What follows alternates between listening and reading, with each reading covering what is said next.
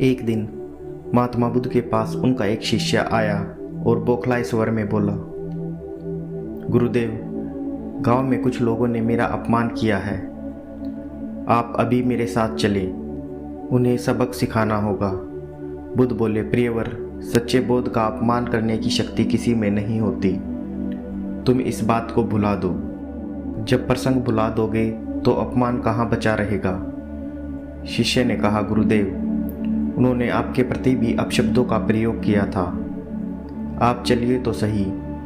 आपको देखते ही वह शर्मिंदा हो जाएगा और क्षमा मांग लेगा। इससे मैं संतुष्ट हो जाऊंगा। बुद्ध कुछ विचार कर बोले, अच्छा, यदि ऐसी बात है तो मैं अवश्य उन लोगों के पास जाकर उन्हें समझाने का प्रयास करूंगा।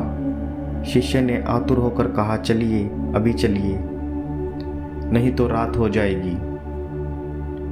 बुद्ध ने कहा, रात हो गई तो क्या, रात के पश्चात दिन भी तो आएगा। यदि तुम वहां जाना आवश्यक ही समझते हो तो मुझे कल याद दिलाना। कल चलेंगे। दूसरे दिन शिष्य अपने काम में लगा रहा और बुद्ध अपनी साधना में लीन हो गए। दोपहर होने पर बुद्ध ने शिष्य से पूछा, आज उन लोगों के पास चलना था। शिष्य ने कहा, नहीं गुरुदेव, मैंने जब घटना पर फिर से विचार किया तो मुझे इस बात का आभास हुआ कि भूल मेरी ही थी।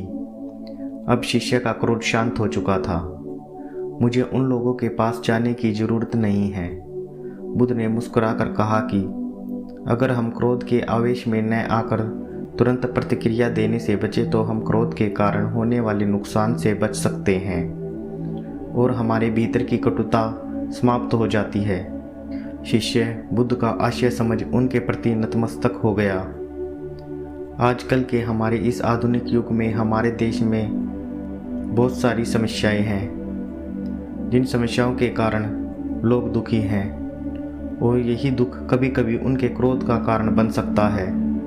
वास्तव में हमारा क्रोध किसी दुश्मन से कम नहीं होता, क्योंकि वह दुश्मन से बढ़कर हमें नुकसान पहुंचा सकता है। इंसान अक्सर क्रोध में आकर बहुत कुछ ऐसा कर देता है जो उसे नहीं करना चाहिए। हमें हमेशा मीठी वाणी बोलनी चाहिए, लेकिन इंसान के द्वारा क्रोध में बोले गए कटु वचन जहर के समान होते हैं। लोग क्रोध में आकर अपशब्द कह देते हैं, जिसका पछतावा उसे बाद में होता है। इसलिए हमेशा क्रोध पर नियंत्रण बनाए रखें। अगर फिर भी आपको बार बार क्रोध आ जाता है तो इसके लिए आपको ऐसे लोगों के साथ रहना चाहिए जिनका स्वभाव अच्छा हो, जो हमेशा खुश रहते हैं, क्योंकि कहते हैं जैसी संगत होती है वैसी रंगत होती है। अगर आप अच्छे इंसानों के साथ रहोगे तो आपका क्रोध नियंत्रित रहेगा। धन्यवाद।